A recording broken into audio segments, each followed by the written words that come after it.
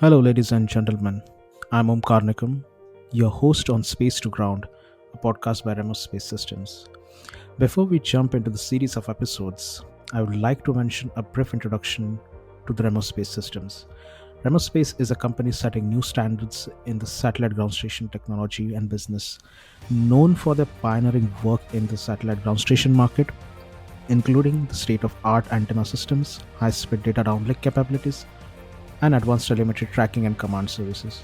Remos Space is making significant stride in the new space sector. Their innovative products such as next generation ground station and seamless communication networks are designed to meet the evolving needs of new space applications demand.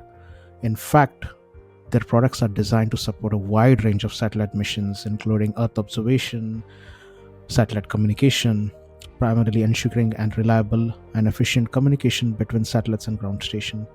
Having such a unique value proposition in the ground station market, this podcast by Remos Space is meant to drive more awareness, explore new technologies, and help the industry navigate collaborative opportunities. As you dive deeply into our upcoming episodes, we are sure you will take away some of the finest key pointers on the ground station business. So stay tuned and subscribe to our podcast for the latest updates. Enjoy the episode.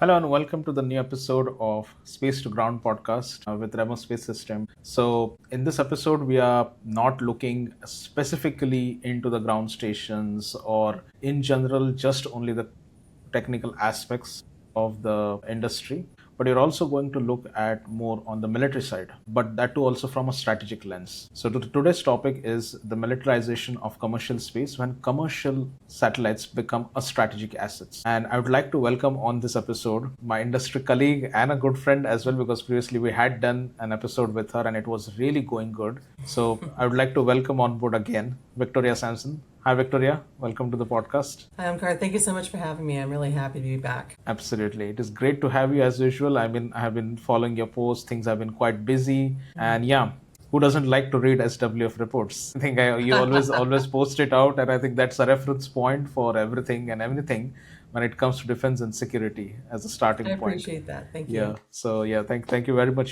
for keeping us all updated with the great insights with you and your team. So to begin with, before we enter the topic, can you briefly introduce yourself, like how you ended up doing what you're doing? As I think just before the episode we were speaking that, till today I used to think that you had a PhD. But then, when I read the kind of work that you do, no one can believe that you don't have a PhD. So yeah, the floor is on to you to introduce yourself. Sure, thank you.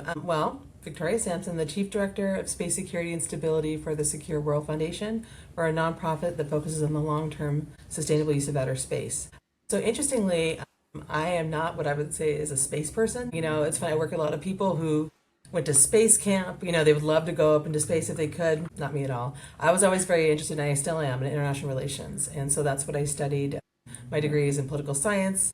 And then I went and got a master's in international relations. And when I graduated from my grad school, SAIS, a lot of my classmates either went to work for the World Bank or the State Department. And when I graduated, the World Bank was undergoing a hiring freeze of Americans, and I could not pass the Foreign Service exam. I passed the written, but not the oral. So I'm like, well, defense contractors are always hiring. So I applied, and I got a job working for as a defense contractor scripting wargaming scenarios for what is now the Missile Defense Agency from the red or the unfriendly perspective. So I learned a lot. I did not know anything before I started that, and so that was helpful. But I also learned that I hated it. And so after a couple of years there, I'm like, I got to get out. And so I went to the light, and I went to work for NGOs and arms control. And one NGO, the Center for Defense Information, I worked on missile defense, but space was kind of a subset of that in terms of space-based missile defense. So that's, I kind of just meandered into space. And so when my current organization, Secure World Foundation, wanted to establish a DC presence, they knew me from my work at the previous think tank, and they said, hey, do you want to apply for the job? And I'm like, God, no, space is boring. But I was living in Texas for personal reasons at that point, and I wanted to come back to DC. And I thought, I'll apply for the job. And if I get it, great, I'll come back to DC. I'll refresh my contacts. In a year or two, I'll look for a new job. And that was 17 years ago. Like, I am dug in here. I love this job so much. I never would have expected it. I would say international relations has been a great background for. Interesting. That's a great journey. I would say some set of rejections led to the love of your life into the space industry, that is IR and geopolitics. So that's great. That's great to know. So yeah, coming to this point, I mean, like as I said previously, that I read a lot of SWF reports, and I think they set some benchmark for the analysts and the consultants like me and several others as well in the industry to basically start as a thinking point, and then we basically go into the depth of it. So from your perspective, the kind of research that you have done, space is increasingly described as a contested domain. And how serious is the shift from a cooperative environment to one shaped by strategic competition? And feel free to navigate and answer it the way you feel it. Yeah, I mean, I would say space has always had a strategic part of it, right? I mean, the whole reason why we had the space race was part of the Cold War. The US and the Yes. Soviet Union were worried about the other one, establishing dominance. Space was part of the narrative that your country was better than the other. Even the original astronauts were all, pilots and they were military members of the military. The reason why we went to the moon is we wanted to beat the Soviets there. We used, ICBMs as space launch vehicles. So, I mean, it's been part of it from the very beginning. I think what's changed a little bit, though, a couple things. One, there are just so many more actors involved.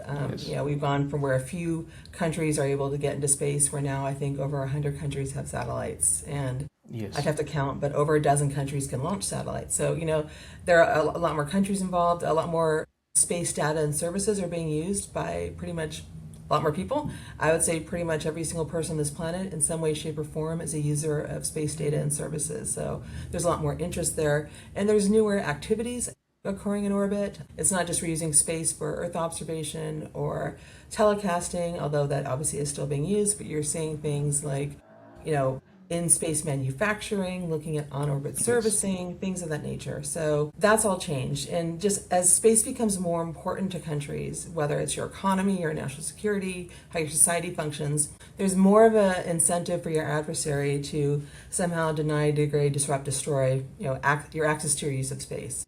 So I think that's where we're seeing the big change in that. And also just, over the past 10 years or so, a lot more of countries have established military space organizations. You had Russia and China doing theirs in 2015 and 2016. The U.S. did ours in 2019. So did the Indians, Japan, UK, France, Germany, Australia. Yes. So there's been a real shift in how countries are approaching their use of space and how they look at protecting their space assets. Oh, that's insightful. And coming to the part of like commercial space infrastructure, satellite constellations, data networks, and even the space services, these all have become very critical to the governments and the militaries. I mean, traditionally, it has always been very critical to the government and the militaries. It's just that outside of the United States, this has become a lot more important now. Earlier, that was not the case. So, from your perspective, does this make private space assets potential targets in future conflicts? I mean, we recently had seen like Starlink becoming kind of a target in Ukraine and Viasat instruments as well. So, I mean, these are just few examples, but I'll give the floor to you to basically present it. Sure, no, and I definitely agree. I mean, a lot of times when people think about space weapons or space warfare or just threats to space assets, they think about, satellites up in space, and obviously that is concern. But really, what we see happening a lot is, the more reversible, temporary, grounded Yes. counter space capabilities are actually being used in active conflicts. And the Viasat attack that you mentioned is the perfect example of that. And when Russia invaded Ukraine in February 2022, it conducted a simultaneous cyber attack against Viasat's ground terminals with the thinking that the Ukrainian military used Viasat to communicate and would just increase the fog of war. So again, it wasn't a physical attack, it was a cyber attack.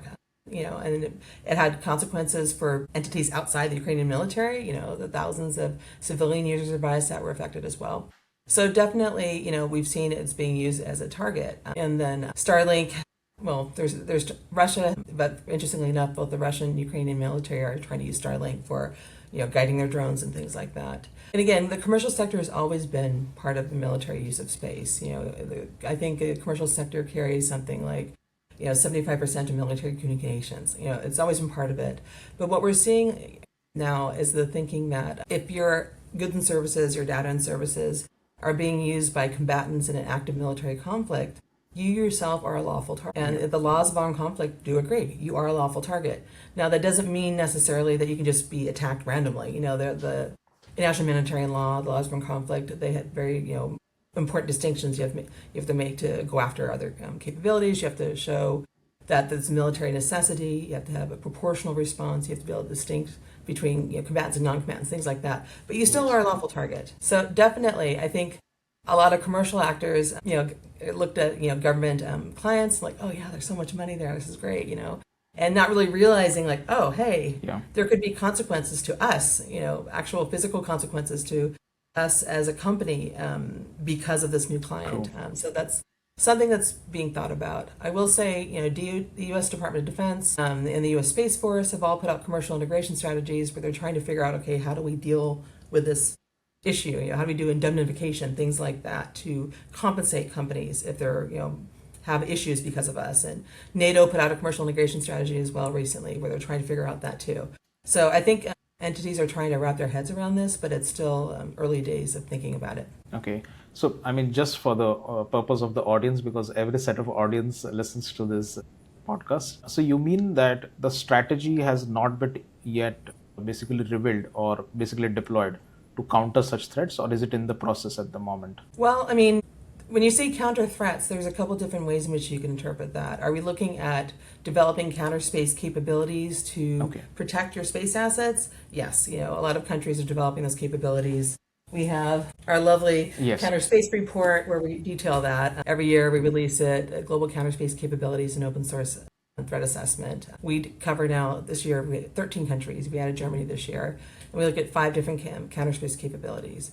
But in terms of these policies, when they're thinking about, okay, how do we financially protect companies, so that they want to be able to provide these services?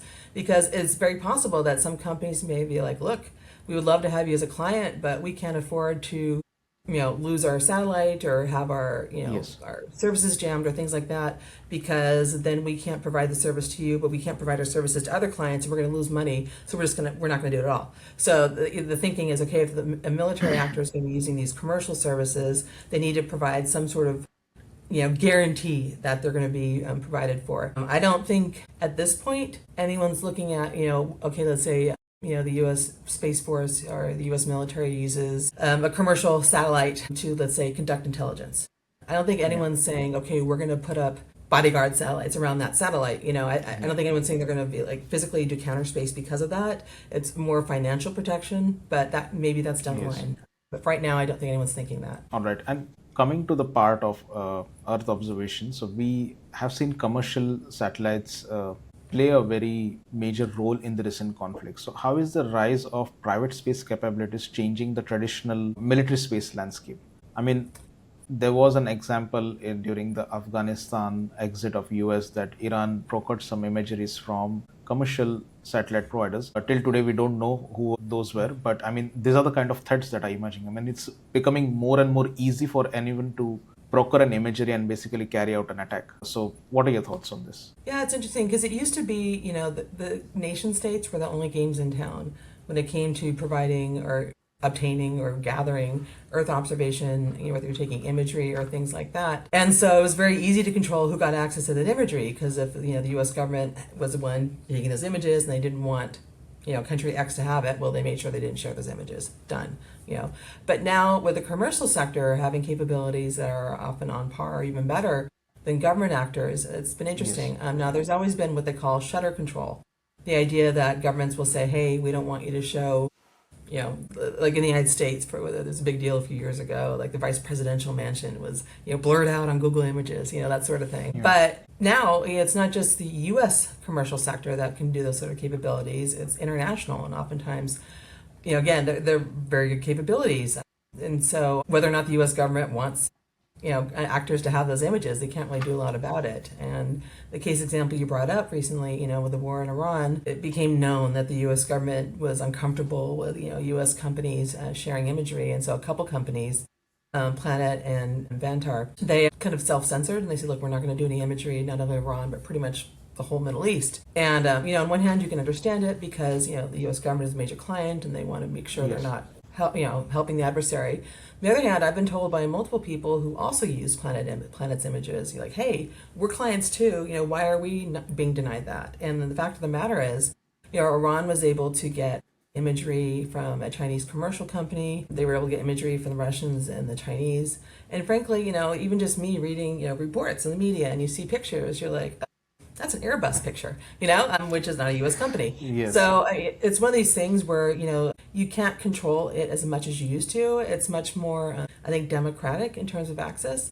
So it does shift how, militaries have to think about that. If they're saying, okay, well, we need to make sure that, they used to think, okay, we can, sneak in and no one's going to see us. Well, you have to assume you will be seen, and you're changing things. Just how, in the age of drone warfare, you have to make sure you're got strong roofs. It can't just not just enough to have walls to keep suicide bombers from running into. You have to have the whole thing. You have to shift how you think about these sort of things now. And we're just, I think, again, also at the beginning stages of that. And old habits die hard. I will say, at least in the U.S., there's a knee-jerk attempt to classify things. And again, back in the day when it was like the U.S. government providing these sort of things, you could classify space pretty easily. But right now, when anyone with a smartphone, I have an app on my phone where I can go outside and I can shoot at the sky and I can see what satellites are above me. Yes. It's kind of, foolish to think that you can classify the existence of objects in orbit, even though they're still classified. Some don't show up in the U.S. Satellite catalog, things like that. So I think as people die out, frankly, and as we get new generations in and you're more familiar with what's possible and understanding that you can't control the narrative as much, I think they'll change their thinking on that as well. But it is hard to change. You don't change these organizational thinkings on the fly. It's like trying to stop. And just a step ahead, basically, from your perspective, because you're sitting in a position where you interact with the stakeholders in the industry as well, the government institutions. But there was other side of the narrative that was running on. I agree with the US government on this fact that if something is sensitive to your territory and the companies are from your country, you have all the right to basically at least request them, no matter even if they are private companies. But there was a narrative going on, that's kind of, hampering of possibly the freedom of the companies that they would like to sell. So do you think the lines are blurring between possibly where there is a limitation for the private companies to basically choose who their customers can be, and when it comes to being aligned with the one narrative of the government? For me, I feel it's a national security decision which the US government possibly has taken in the right way. I mean, like, if I am an American citizen working for the US State Department, I would possibly back that decision in that way. Of course, to secure your own territory, you're going to basically limit as much as many things as possible. But there is this other narrative as well, which was going on in the market. So what is your general perspective on this? Well, I mean, what kind of tools does the U.S. have to force other non-U.S. companies not to sell their goods and services? I don't think that, frankly, we have a lot. And I would say it's a tool that, the U.S. uses usually fairly sparingly, just because the idea, that we don't want our companies to have retribution, right? So if we make other companies, Yes. Try to do this overseas, we can expect our companies to suffer the same thing. And even the U.S. commercial sector, they like to have freedom of action. They like to be able to sell who they wanted to. They're very careful. I think, having no people in the commercial space sector, obviously they don't want to get afoul of U.S. rules and regulations. And so oftentimes they'll almost even self-censor, just be like, make sure we shouldn't be selling to this company or this country or what have you. Yeah. But still, I think, they don't want to lose out on the chance to make money. And, we still are a democracy, and so the thinking is you have freedom of action, and so the government shouldn't tell you what to do, except in very, very limited circumstances. So, but like overseas, like what are we going to do? Are we going to pressure, other countries' governments to force their companies not to sell or take pictures? I don't know that that's happening. I just don't see that, that would be a good use of our diplomacy. Having said that, diplomacy is not a key strength in this administration, so, who knows what they're actually trying to do. But I really haven't seen that. What I've seen more is things like, China developing, building telescopes and, radar facilities and, TT&C centers in the global south. And there are concerns in the United States that these could be used, to collect intelligence or maybe have a military background or intention as opposed to just strict astronomy or spaceflight safety. And so there has been, some pressure, particularly for countries in Latin America, to not accept these, radars and telescopes. But it's a challenge because what is the United States going to offer in return, right? These countries are getting something from China. Are we going to do this? Are we going to build them telescopes and radars? Are we going to give them funding? And again, in this administration, at a time when we killed, the United States killed the USAID, we're pulling back on funding internationally, cutting down the State Department. Do they have the savvy to understand like this could Yes. be used as a soft power tool? I don't know if they do. Absolutely. I think the key word you mentioned was diplomacy. It's very important, I think, to the whole conversation, not only among the private players, but especially between the private and the public entities. Great, great. I think these are the great insights, I think. And coming to the part of the today's companies who are building, large constellations and other orbital infrastructures. Are we moving fast enough in terms of security norms and regulations to protect these assets? Yeah, it's a challenge because I think technology usually gets out of ahead of policy.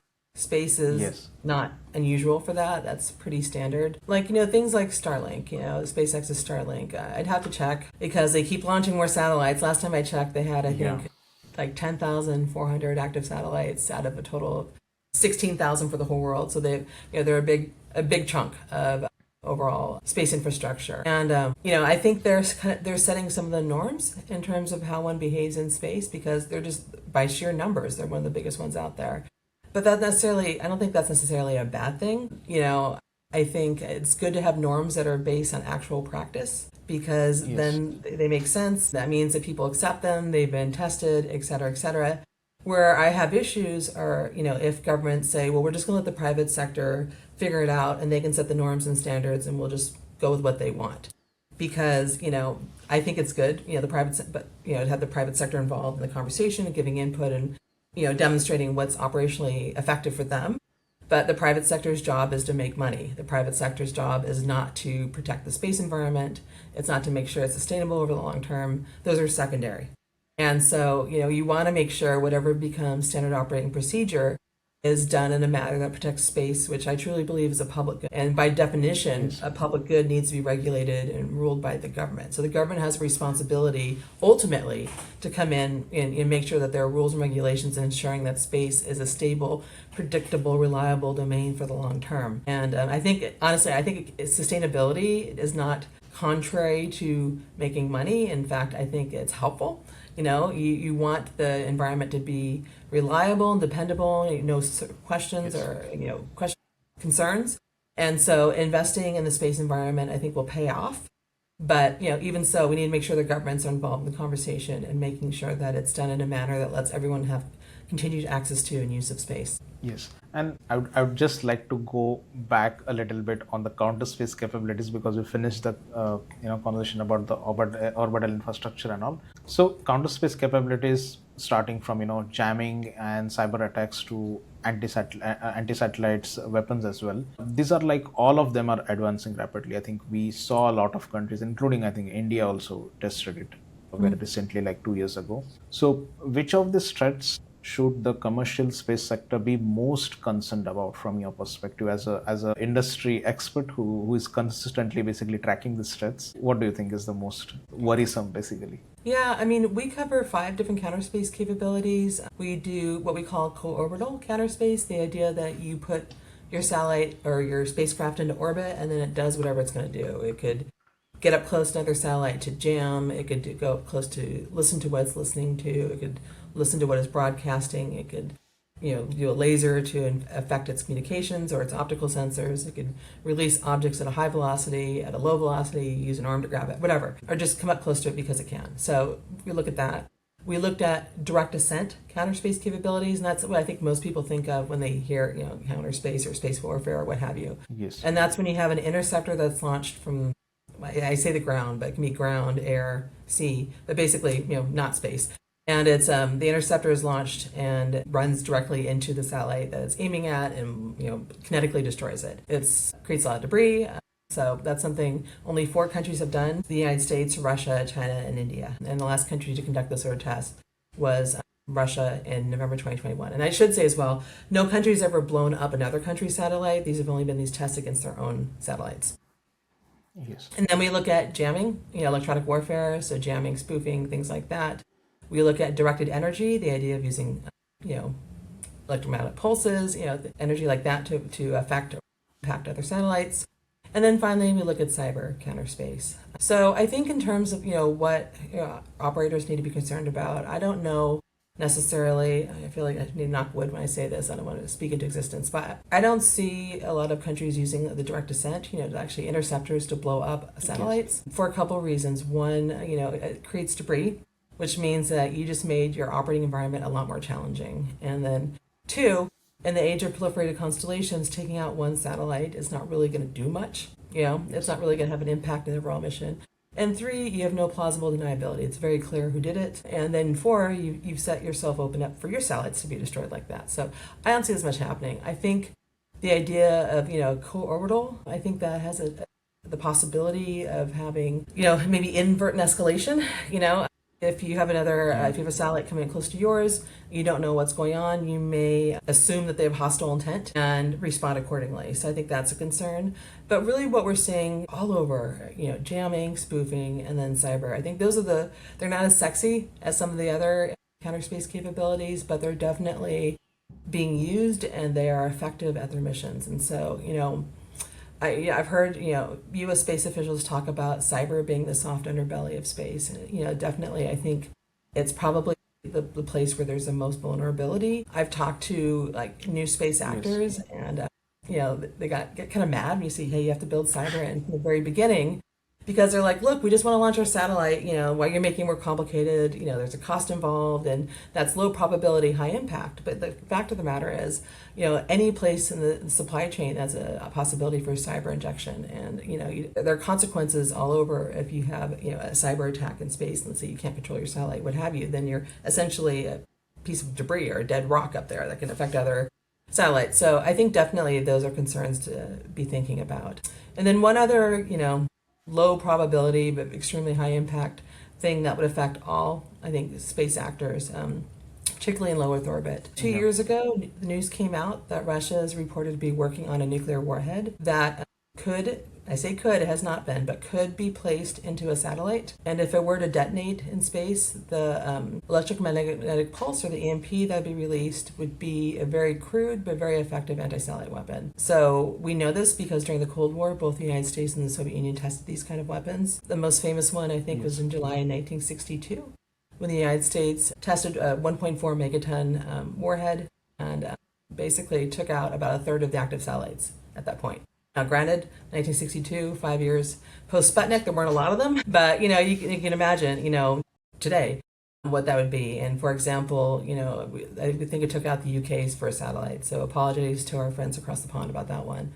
So I think definitely, particularly if this sort of weapon were to be used, and I don't think it would be used lightly, if you're a commercial operator and you're operating in low Earth orbit, you probably would not be able to, your satellite would be harmed by this. So again, low probability, but very high impact. That's very tactical insight. And I think we're almost at the end of this episode. But yeah, I'd like to wrap up the episode by looking more into the future. So looking ahead 10 to 15 years ahead, in general, do you think the space economy will evolve in a stable and secure environment, or are we heading towards a much more contested or militarized orbital domain? Is it cheating to say both?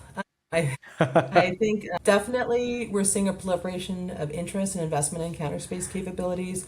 When Secure World Foundation first started our report, we had 6 countries. And now, it was like 150 pages, and now there are 13 countries and almost 400 pages, and I think we're going to be adding more countries. So definitely there's more interest in investing in research and development on these sort of capabilities. But I think also the more that countries invest in space, the more of an incentive they have to protect the environment and make sure it's predictable and stable. And so I think as we see, new activities happening in space, I think, and new actors coming in, there's a chance to really do this in a manner that's sustainable and, protects companies' investment, things of that nature. There's some things we need to figure out though, like as a matter of spaceflight safety, we need to be able to communicate between different satellite constellations. One of the concerns I have is, for the US and China, we're both developing very large constellations. They're not operating in the same orbits, but the Chinese satellites have to get through the US satellites to get to where they're going. And you can see if you have nuclear armed adversaries that are operating in an environment where the not very clear situational awareness, it's unclear what the rules are, and you have a maybe inadvertent strike, impact, then it could have consequences on the ground. But I think that's an incentive to have understanding about sharing space situational awareness data, understanding what the rules and regulations are. What does a responsible actor do in space? How do you deal with maneuvering if there are other satellites up there. So I think that's where the commercial sector can be a real force for good in terms of setting up, what they see as the norms of behavior and then proliferating it outwards. So we can say that it's a combination of both. I thought the same as well, I think, before you said, but yeah, I think you get the confirmation that whatever even I'm thinking is right. So yeah, I think thank you for the conversation and providing us the great insights, Victoria. As usual, I think I'm sure that this episode is going to run like a wildfire as well, because the previous two episodes I think we had recorded on the podcast as well. It was really good as well. The audience had really been hooked up to a lot of points. I answered a lot of questions, and all of them I used to direct them to your website to learn more about the military domain, because of course I think your website has lot more, I think, content on Thank these you. issues as well. I appreciate So that. yeah, Yeah, for anyone who's interested, swfound.org. Come look us up, the Secure World Foundation. I'm always happy to talk to people and help share information about space sustainability. absolutely. I'll add the link again Great. in the Thank you. description. Thank you very much, Victoria, again. And yeah, it was pleasure speaking with you. Hope to record more such episodes in the future. Absolutely. Thank you for having me on, Omkar. I really appreciated it. Thank you very much for listening to this episode. If you'd like to know more about Remos Space Systems, their products, and their presence in the new space market, then log on to www.remosspace.com. Subscribe to our podcast for latest updates and stay tuned for the next episodes. Thank you very much.